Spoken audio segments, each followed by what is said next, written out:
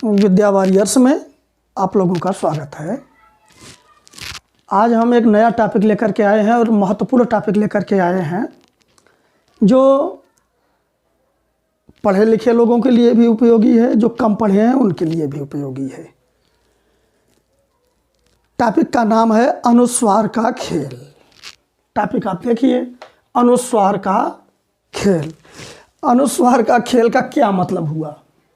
अनुस्वार का खेल इसलिए इस टॉपिक का नाम रखे हैं कि अनुस्वार हम लोगों को खेल बहुत खिलाता है। यानी कहाँ कब कौन सा रूप हो जाता है कितने लोगों के लिए, तो पूरे पढ़ाई के दौरान और आज भी यह एक बहुत बड़ी समस्या, चुनौती बनी हुई है कि अनुस्वार कितने रूप धारण कर लेता है, पता नहीं क्या होता है। आइए समझते हैं, और इसका उच्चारण कैसे लोग कर देते हैं आइए समझते हैं। तो सबसे पहले थोड़ा सा अनुस्वार को समझ लेते हैं। अनुस्वार नाक से, अनुस्वार का उच्चारण नाक से किया जाता है। यह वर्णों के उच्चारण वाले वीडियो में हमने इसकी चर्चा की है, आप उसको जाकर देख सकते हैं। अगर वह उच्चारण स्थान समझ में आए होंगे तभी अनुस्वार का खेल बढ़िया ढंग से समझ में आएगा। यह कौन सा रूप पकड़ लेता है, कहाँ कौन सा रूप पकड़ लेता है, बहुत अवसरवादी है। कहाँ कौन सा रूप पकड़ लेता है यह तभी आप समझ पाएंगे जब यह जानते हैं, जब उच्चारण स्थानों को, जो वर्णों के उच्चारण स्थान है उनको सही ढंग से आप पढ़े होंगे। तो अनुस्वार नाक के सहारे बोले जाते हैं। क, ख, ग, घ, ङ, जो पांचवा वर्ण है ङ, अनुनासिक कहे जाते हैं कि मतलब ये नाक के सहारे बोले जाते हैं। म, न, ञ, यह सब आपने देखा है। इसका रूप ये अनुस्वार पकड़ लेते हैं। कब कौन सा रूप पकड़ लेते हैं? इनका संकेत जो होता है वह शिरोरेख पर एक बिंदी लगा करके पूरा किया जाता है। अब ये कब कौन सा रूप पकड़ लेते हैं आइए समझते हैं। सबसे पहले आप लोग बोर्ड पर कुछ शब्द लिखे गए हैं, इनको गौर से देखिए। गौर से देखिए तो आप पाएंगे कि यहाँ गंगा इस तरह से भी लिखा गया है, इस तरह से भी लिखा जाता है। यह अनुस्वार यहाँ ङ का रूप पकड़ लिया, यह अनुस्वार यहाँ ङ बन गया, यह अनुस्वार यहाँ ञ बन गया, यह न अनुस्वार यहाँ, न के ऊपर जो अनुस्वार है वह ञ बन गया, च के ऊपर जो है वह न बन गया, प के ऊपर यहाँ वाला अड़ा बन गया है, स के ऊपर जो अनुस्वार का चिन्ह लगा हुआ है वह म बन गया है, ब के अनुस्वार ऊपर अनुस्वार का जो चिन्ह लगा है वह न बन गया है। यह सब कैसे हो रहा है आइए इसका एक सरल नियम है, उसे समझ लेते हैं, बस बात समझ में आ जाएगी। दरअसल संस्कृत का एक नियम है कि अनुस्वारस्य यै पर सवर्ण, यानी अनुस्वारों का पर सवर्ण हो जाता है। अगर क से लेकर के म तक के वर्ण हों, यानी क, ख, ग, घ, ङ, च, छ, ज, झ, ञ, ट, ठ, क वर्ग, च वर्ग, ट वर्ग, त वर्ग, प वर्ग। वर्गों का मतलब आप समझते हैं कि क वर्ग कह दिया तो क, ख, ग, घ, ङ, च वर्ग कह दिया च, छ, ज, झ, ञ। इसी तरह से प वर्ग यानी प, फ, ब, भ, म तक। तो अनुस्वार जो होते हैं उनका आगे आने वाले वर्ण का सवर्ण हो जाता है। माने अनुस्वार का जो आगे आने वाला वर्ण है उसी का सवर्ण बनेगा।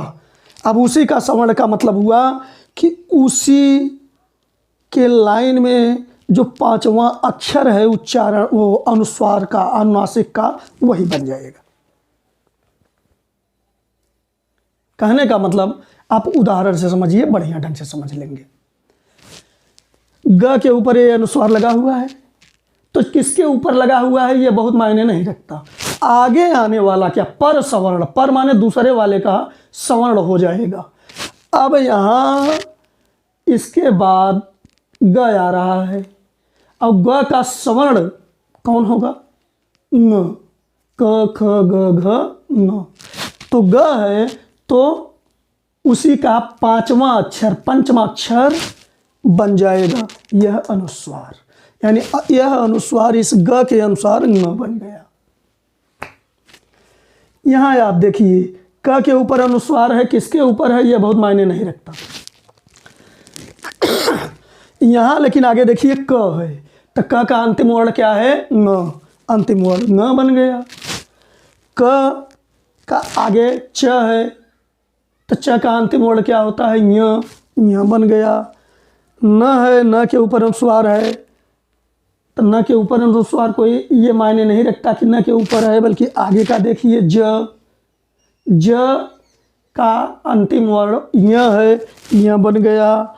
च का अंतिम वर्ण च के सॉरी यहाँ अनुस्वार के आगे द है, और द का अंतिम वर्ण न बन गया। यहाँ देखिए प है, प के ऊपर अनुस्वार है, आगे आने वाला वर्ण ड है, तो ड के अनुसार ड़ बन गया। स के ऊपर अनुस्वार जो है वो आगे आने वाले वर्ण ब के अनुसार म हो गया, और ध के, और फिर आगे ध है, ध के अनुसार आगे आने वाला इसका ध का अंतिम वर्ण न होता है, न बन जाएगा। अब ध्यान दीजिए पूरा अक्षर नहीं बनेगा, अक्षर तो यही कहा जाता है, क्योंकि अक्षर का मतलब तो जैसे हमने म लिखा तो ऐसे, तो वही बन जाएगा पंचमा अक्षर, जैसे न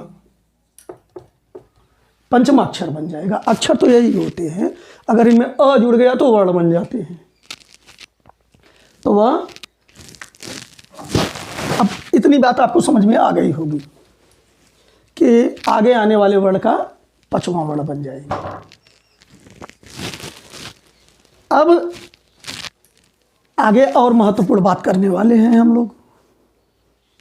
यह महत्वपूर्ण बात करने वाले हैं कि अरे सर जी क से तो म तक का आप बता दिए, अगर आएंगे तो अंतिम पांचवा वर्ण बन ही जाएंगे। लेकिन आप देखिए, अच्छा थोड़ी सी इसी पर और दो चर्चा बढ़ा लेते हैं।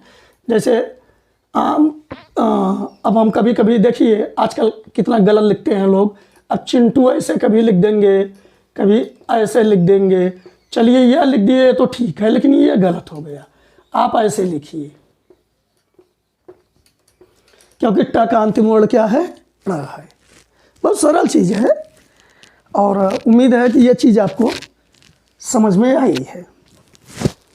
अब एक बात और आगे बढ़ाते हैं कि अगर क से लेकर के म तक के वर्णों के अलावा अन्य वर्ण हो तो क्या हो। अब देखिए, जैसे हम लिख दिए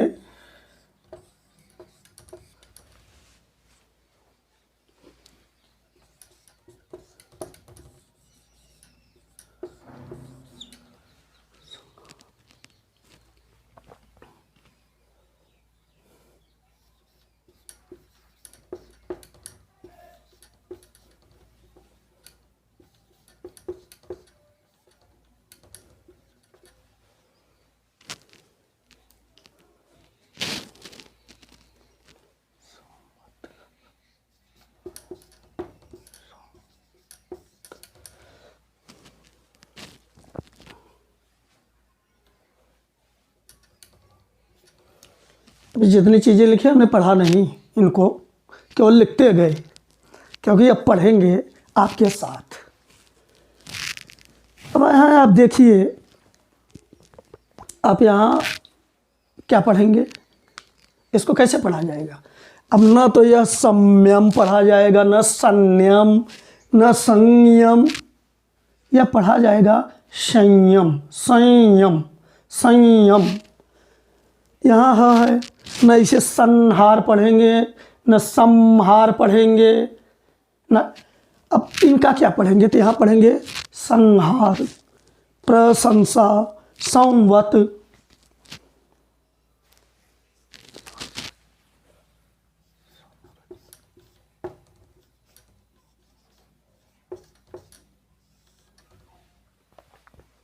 आप गौर से देखिए, एक बार में समझ में आ जाएगा आपको। दरअसल अब जो आता है क से लेकर के म के अलावा वाले वर्ण जब अनुस्वार के बाद में आए, तब आपको इस प्रकार समझना है कि जो आने वाला वर्ण है उसका उच्चारण स्थान कहाँ है। ये उच्चारण स्थान वाले वीडियोस आप अच्छी तरह से सीख लीजिए, तब बढ़िया समझेंगे कि उसका उच्चारण स्थान कहाँ है।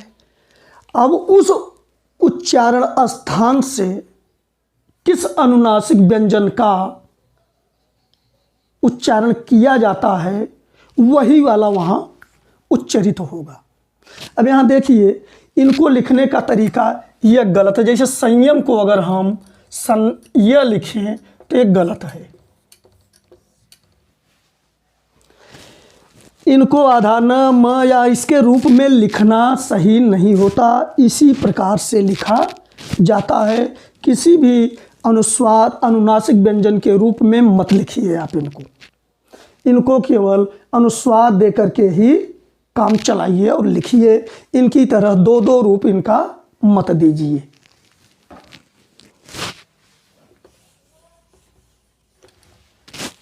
केवल इसी तरह से ये लिखे जाएंगे। तब प्रश्न खड़ा होता है, पढ़े कैसे जाएंगे।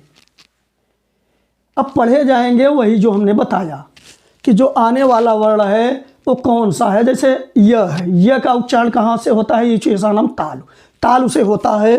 तो इस अनुस्वार का तालु के अनुसार ही आप लेकर के उसको चलिए। संयम, तो तालु का से बोले जाने वाला अनुस्वार एक्चुअल में य है, य छ छ ज य, तो क्या बन जाएगा, संयम। संयम। संहार है, ह, दूसरा वर्ड ह है ना, ह कहाँ से बोला जाता है, कंठ से। अब कंठ से बोला जाने वाला अनुनासिक व्यंजन क्या है, न। अकुह विसर्जनीय नाम कंठ, अ और क वर्ग पूरा, क ख ग घ न, ये पूरे कंठ से बोले जाते हैं। और ह कंठ से बोला जाता है, विसर्ग भी ह का उच्चारण होता है, कंठ से बोला जाता है। तो इसका भी कंठ वाला अनुस्वार हो जाएगा, संहार। संहार से हम प्रैक्टिस करके पढ़ लिख करके तो समझ लेते हैं, पढ़ लेते हैं, लेकिन यहाँ हम नियमों को आज समझ रहे हैं। अगर आप समझेंगे तो बड़ा मज़ा आएगा। और आप अंधविश्वास से, अब पता नहीं, अंधविश्वास तो मत कहिए, लेकिन जो असमंजस, भ्रम के प्रयोग आप करते हैं लेकिन समझ नहीं पाते कैसे हो रहा है, वो आज समझेंगे तो मज़ा आएगा। अब यहाँ प्रशंसा, अब सा का है, स, ये सब दंत स है, दंत।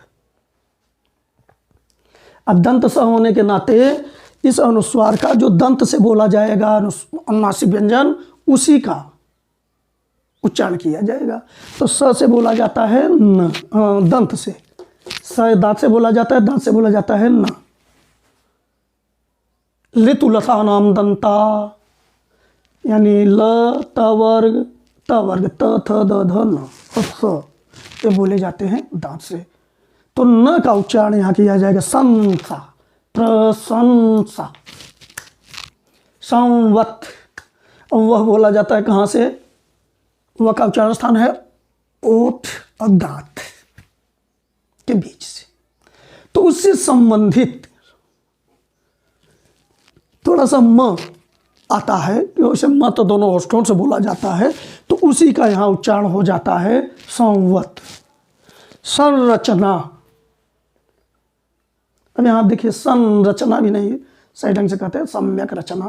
संरचना, संरचना। या रदसर कहाँ से बोला जाता है, मूर्धा से। अब मिलता जुलता उच्चारण कर लिया जाता है, वैसे तो मूर्धा से ड़ बोला जाता है, लेकिन यहाँ वैसे नहीं हो पाता। संरचना, क्योंकि इसे वहाँ दांत के पास जो और मसूड़े के बीच में वर्त वाला जो जगह है, उसके दांत और मूर्धा के बीच, तो वहाँ से उच्चारित संरचना।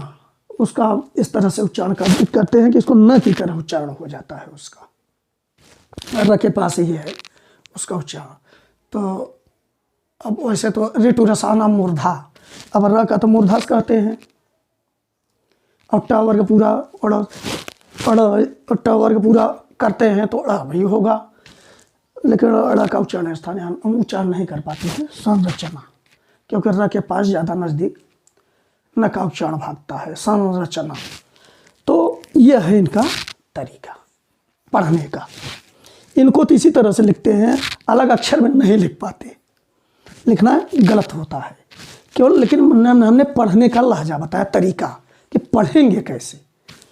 और इनको तो लिखने का तरीका आप समझ ही गए होंगे, आशा है कि ये बातें समझ में आ गई होंगी। यहाँ आने वाले वर्ड का पाँचवा जो अक्षर होगा, पाँचवा वर्ड वही हो जाएगा यहाँ, पाँचवा अक्षर। इस वाले नियम में जो हमने बताया कि आने वाला उच्चारित कहाँ से हो रहा है, उस स्थान से, उच्चारण स्थान से कौन उच्चारित होता, कौन सा अनुनासिक व्यंजन उच्चारित होता है, उसका उपयोग करके पढ़ेंगे, लेकिन लिखेंगे इसी तरह। अब एक भ्रामक चीज़ आपको कहीं कहीं देखने को मिल जाएगा, अब पता नहीं कैसे लोग लेखों में भी लिख देते हैं, इस तरह से भी लिख देते हैं, लेकिन इसको थोड़ा सा यहाँ हम समझते हैं। जैसे अगर हम लिखते हैं चिन्मय, यहाँ आप ध्यान दीजिए, ये भ्रम नहीं रहे। अगर आप इसको जान लेते हैं तो हिंदी का एक टॉपिक शुद्ध अशुद्ध में से थोड़ी चीज़ें आप सीख भी लेंगे इनसे, उसका कुछ ज्ञान आपको हो जाएगा। चिन्मय, अब इस चिन्मय को अगर हम ऐसे लिखें वास्तव में तो नहीं लिखा जाता है, ये गलत है। यह चिन्मय इस तरह का नहीं लिखा जाएगा, इस तरह का लिखा जाएगा। एक और शब्द आप समझिए, हम जब सन्यासी लिखते हैं ऐसे लिखा जाता है सन्यासी, संज्ञा। दरअसल एक्चुअल में हम यहाँ एक शब्द और समझ नहीं पाते हैं कि ऐसा हो क्यों रहा है। हम इन्हीं रूपों में से पकड़ना चाहते हैं इनको कि यहाँ ना है तो क्यों बिंदिस काम नहीं चलेगा, नहीं चलेगा। इसलिए नहीं चलेगा कि यहाँ ग्रामर के दूसरे नियम चल रहे हैं अभी। अब इनको समझने की आप कोशिश करिए। ये चिन्मय जो है वास्तव में यह चित्त धनमय है।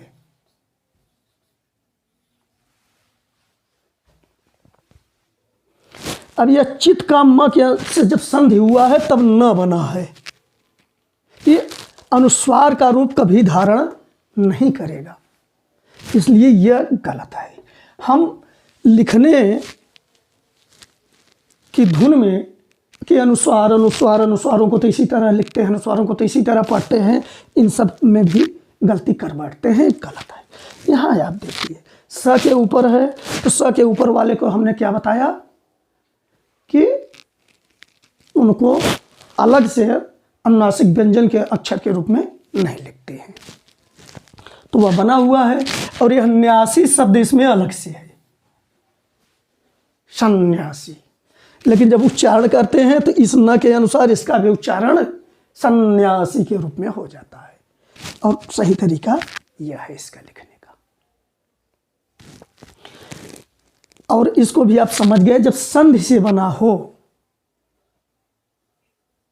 तब आप ऐसा नहीं करेंगे। अब जैसे सन्मार्ग आप लिखते हैं, सन्मार्ग,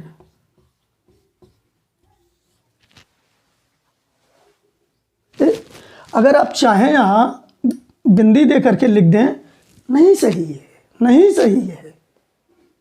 आप भ्रमित न हो कि और में तो आपने कर दिया इस तरह से, यहाँ नहीं सही है, क्योंकि एक्चुअल में यह सन्मार्ग जो है वह सतमार्ग से बना है। यहाँ आप देखिए, उस सन्मार्ग को हम यहाँ लिख करके आपको समझा दे रहे हैं। यह सन्मार्ग जो है, यह अगर आप ऐसे लिखेंगे सन्मार्ग तो यह सही नहीं है। ये एक्चुअल में बना है सतधन मार्ग से।